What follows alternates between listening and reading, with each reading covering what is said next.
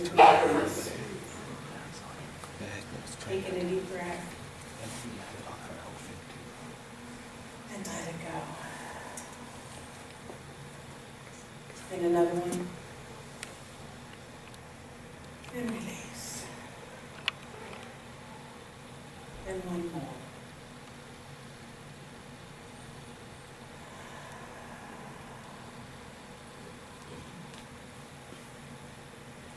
So I shared with you last week that I just had returned from the Center for Spiritual Living's annual convention. It was one of the best gatherings I've been to in a really long time. It was very positive, there was great speakers, there were great music, I saw lots of friends and colleagues. However, one of the most impactful things that happened for me happened outside of the meeting room. I had mentioned on Facebook, you know, I'm fairly prolific on Facebook. If you're on Facebook, you know that. And I had mentioned that I was traveling to Orange County in Southern California, my old stomping grounds. And a former congregant of mine contacted me and asked if she could come and meet me at my hotel because she wanted spiritual mind treatment. As I said earlier, that's our form of affirmative prayer. And I've known this woman for like 20 years. Or something. And in fact, she was one of my very first physical healings. Back then, she and her husband were trying to get pregnant. And they had an 8-year-old daughter already. They were trying to get pregnant. It couldn't happen. It just was not happening. So she came to me for treatment, which I did. And I also encouraged her to take the next class that was starting. Yes, I believe in classes. And the class, I think, at that time was like the predecessor to what our foundations class is. And I told her very boldly, if you want to get pregnant, we'll get you pregnant. Happened to be one man in the class, and he was a little bit like, okay, whatever. Then you may ask, how could I make such a bold statement like that? Well, for one thing, I was a fairly new minister, and I had a tad bit of spiritual arrogance.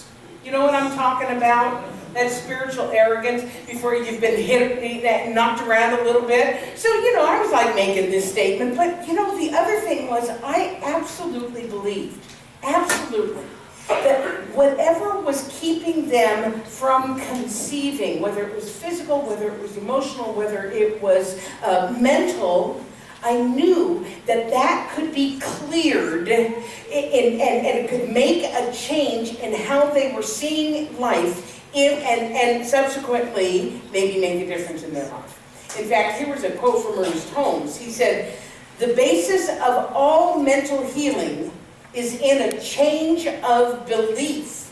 Since the subjective mind tends to create all beliefs impressed upon it, it follows that in mental healing, the whole object is to change the belief." Therefore, I was pretty darn sure that if she took this class and she began shifting how she was thinking and shifting how she was seeing life, then there was a good chance that things were going to change for her. Now, I couldn't quite guarantee it, but I believed it. And apparently, she believed it as well, because at the end of the course, she was pregnant. In fact, here's a picture of her. She's in the middle. Her name is Marnie, with her 2 beautiful daughters, including 18-year-old Miranda in the front. Pretty one in the blue. Now, I tell you this story not so that you would think that I was some sort of miracle healer or that you rush out and sign up for classes, although it's not a bad idea. I told you the story to explain the level of belief and the level of trust that my longtime friend and I had established over the years. So when she asked if she could come to my hotel while I was there on the trip so that I could do treatment for her, I immediately said yes. I knew that she had been dealing with some fairly serious health challenges, and I wanted to be there to support her, giving our history with one another. Now, I need to put that story over to the side because I got to teach a little bit, but so that I don't hurt myself, I'm going to move that, okay? All right. Anyway, I need to tell you a little bit about our teaching. Those of you who know this know this. Now, do you know that there are some people out there, you may be related to them, who think that this idea of mental healing is pretty woo-woo?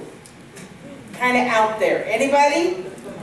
Anybody here who thinks it's a little woo-woo? Don't you dare. Okay.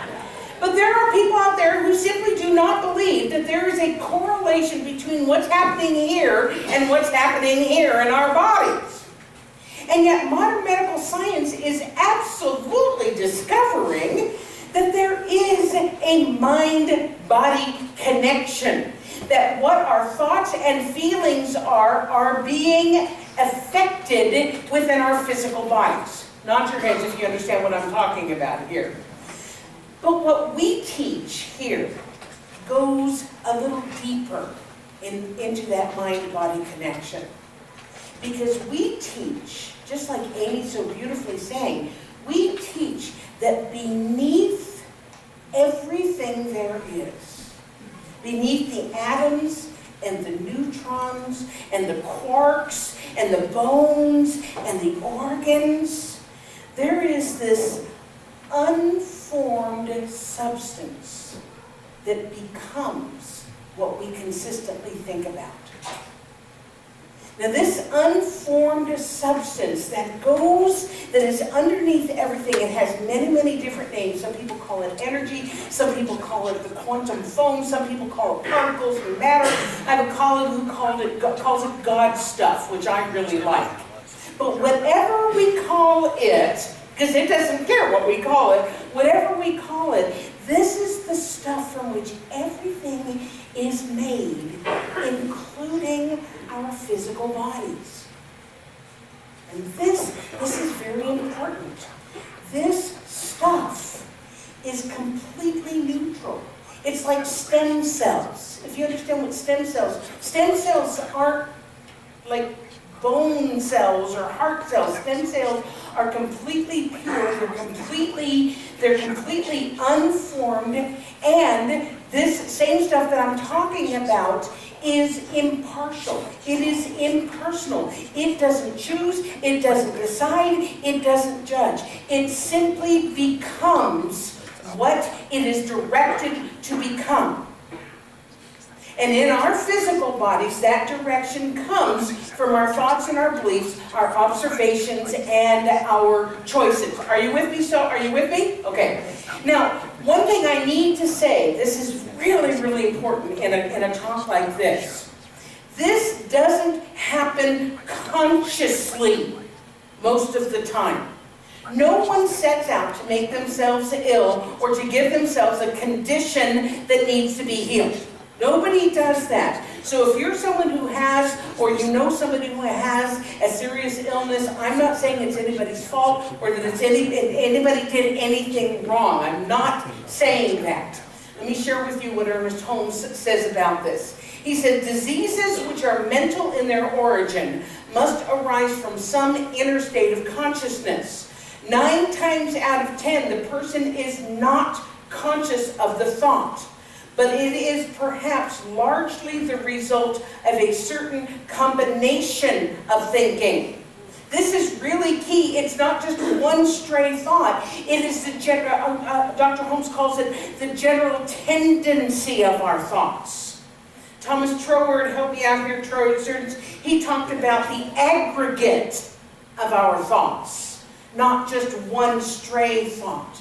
So because we hold on to absolutely everything that we've ever thought and every experience that we've had, and it goes down to that subconscious mind and it lurks down there, then those sick-making thoughts are staying there in our subconscious mind, and they need, the way that we counterbalance them is that we need to choose consciously, just like Grant talked about, trained thought being more powerful than untrained thought. We need to consciously counteract those old thoughts with healthy, life-affirming thoughts.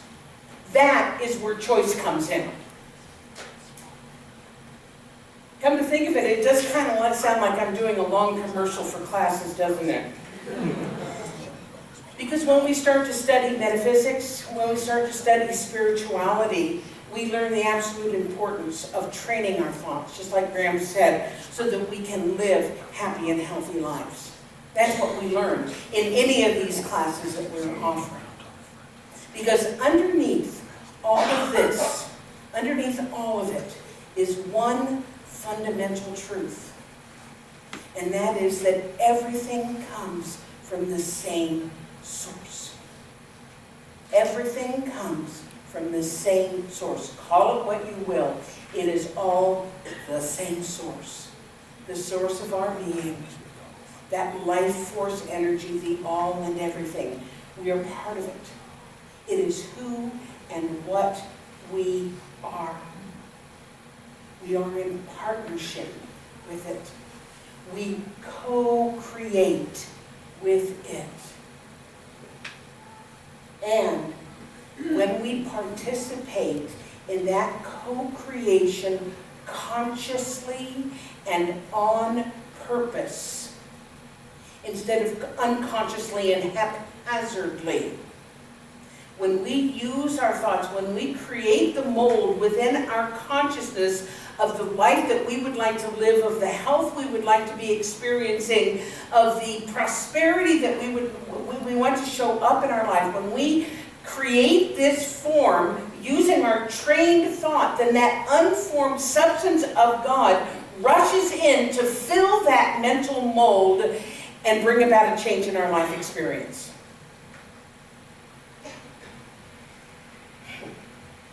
In fact, I got a lot of Holmes quotes today because he inspired me today. He said, this is, and if you look in the Signs of Mind text, this is in all caps. I didn't want to yell at you, so I didn't put it in caps. This is one of the most important conclusions which the mind of man has ever made. By changing his thought, he could remold his affairs. And by right thinking, he could bring new conditions into his life. And at the end of it, he says, tremendous! Say that with me. Tremendous!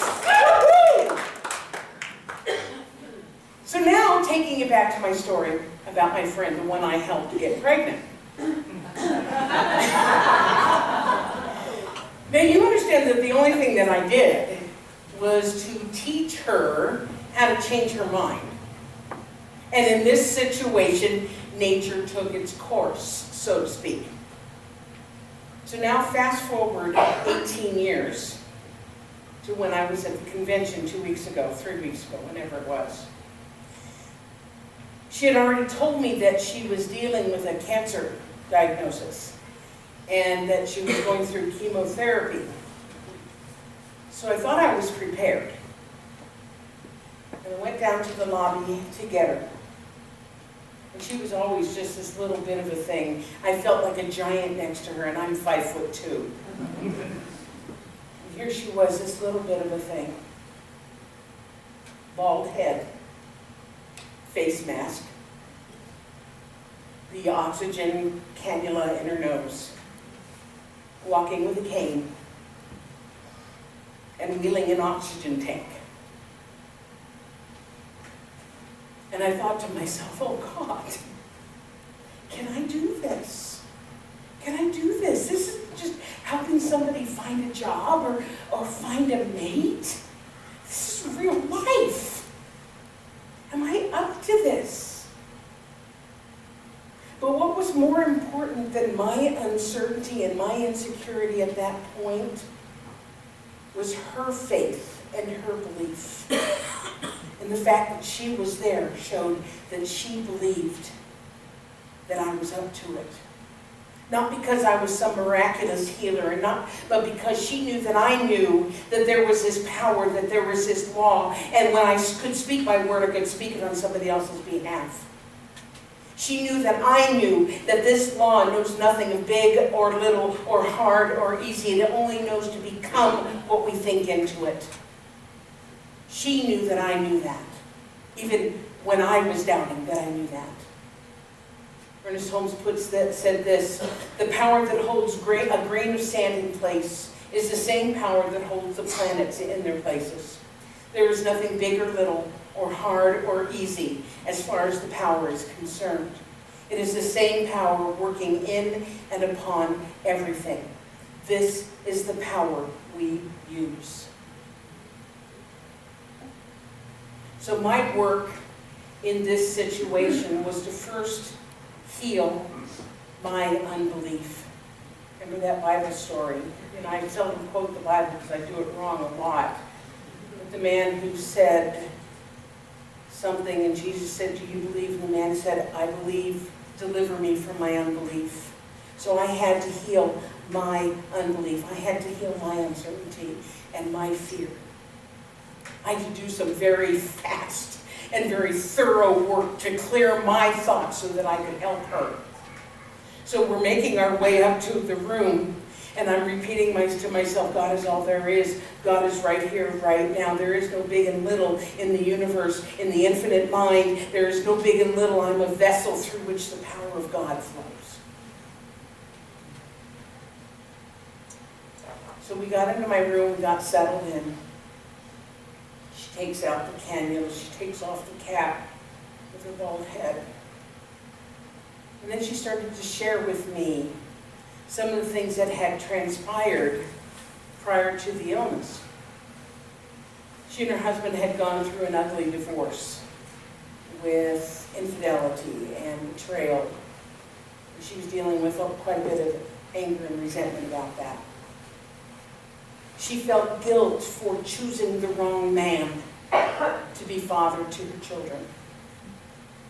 She felt remorse for having to work in order to support them and not be able to be present for the younger daughter's school events. She regretted having to rely on her mom and stepfather to take care of her as she was going through chemo. And probably the most recent one was that she was feeling guilty that her older daughter moved up her wedding date so that it fit in within the chemo dates. In other words, a lot of negativity, a lot of emotions, a lot of stuff happening for her. Couldn't help but affect her health. Do you hear what I'm saying? Could not help but affect her health. And I'm pretty gentle when I do this, but I do say what needs to be said. And I said, have you heard yourself? Have you heard the things that you've talked about? And she said, yes, when I was telling you, I heard it. And I understand now why this is happening. It became clear to both of us that the work that needed to be done was not just on the physical plane, but on the mental and the emotional plane as well. Because the medical treatments were taking care of those cancer cells. But she also needed to be working on the thoughts that made those cancer cells welcome. Did you hear what I just said? She needed to work on the thoughts that made the cancer cells welcome to take root in her body. She needed to work on releasing resentment toward her ex. She needed to work on forgiveness for him and for herself. She needed to release the guilt about things from the past that she couldn't do anything about. And she needed to allow people to take care of her because there was absolutely nothing that was more important than her health in this moment. So we got down to doing the treatment. And I got to tell you, I love doing spiritual mind treatment. Oh my God, it is transcendent. It is transcendent for me. You all know what I'm talking about. And I believe it's transcendent for the other people as we speak our words. And the treatment that I gave, it was outside of me.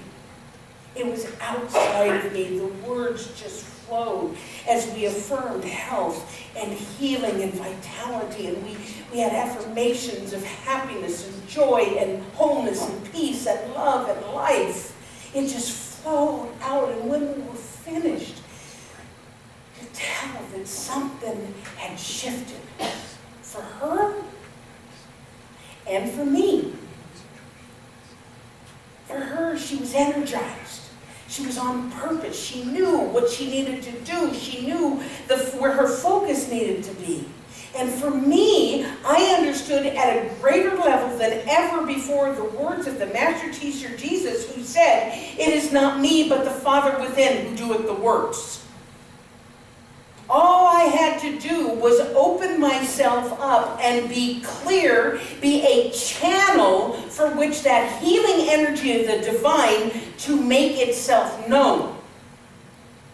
And as I did that, I could feel the shift happen. So I walked her back down. Her mom was there. We chatted for just a couple of minutes. I gave her a big bear hug. And then when I got home, I wrote to her, how's it going? How's it going? And here's what she shared with me. She says, "I'm good, especially after seeing you. I was cleared for my 3rd round of chemo. There was some question because of blood platelets or something like that.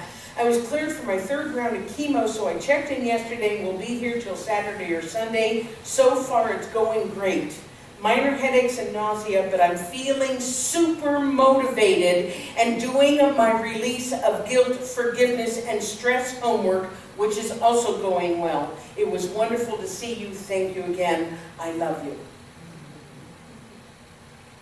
I asked her permission to share this story.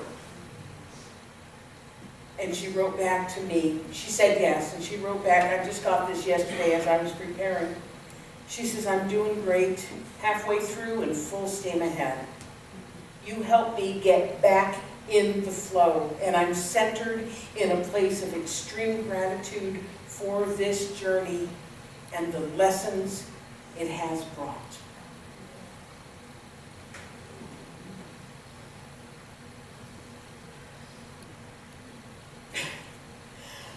Earlier in the week, I had named this talk Health and Happiness, or Healthy and Happy, or something, I don't even remember, Health and Happiness. And it was going to be about how being healthy makes us happy. But you know what? Spirit had something else in mind. and I know enough to listen to my intuition. So as I'm preparing this talk and I'm going off in this direction, I'm like, all righty. I'm going off in this direction. I know to listen to my intuition. Keeps me healthy and happy. So I want to close with another beautiful quote from Ernest Holmes that is just, it's so dynamic. And in fact, I'd like us to use it as an affirmation to take with us for the rest of the day and for the week. So are you willing to say this with me? It's quite beautiful. Let's say this together. The healing currents of life flow through me, taking away every negative thought and manifestation, and adjusting my whole physical being to the idea of divine harmony. Now close your eyes. I'm going to read it again. Put your hand on your heart if that's comfortable for you. The healing currents of life flow through me, taking away every negative thought and manifestation, and adjusting my whole physical being to the idea of divine harmony. Take a deep breath. Open your eyes. You may just find yourself singing that little ditty that we did at the beginning of the service. I'm so glad, I feel so good. Every little cell in my body is well. Every little cell in my body is happy. Every little cell in my body feels good. I love you, and so it is.